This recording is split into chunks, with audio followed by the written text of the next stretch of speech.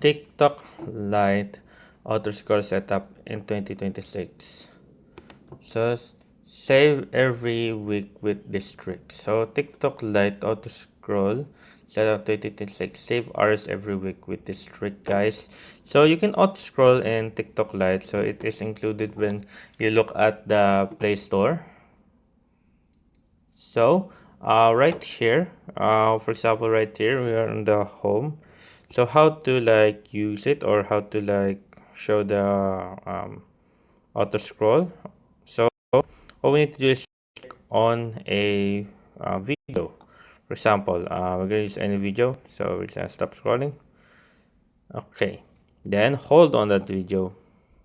Then here you will see, for me it's in the middle, you will see auto scroll. So how does it work? So whenever we're gonna play a video, for example right here, and once that video is finished,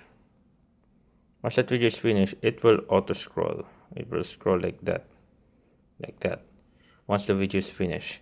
Now, how to stop the auto scroll? So there's a few ways. You can just hold and then click on manual scroll. Just press on manual scroll and it will go back to manual scroll. Auto scroll turned off. Or you can do is just press, oops, oh no, we click on the report, oh no.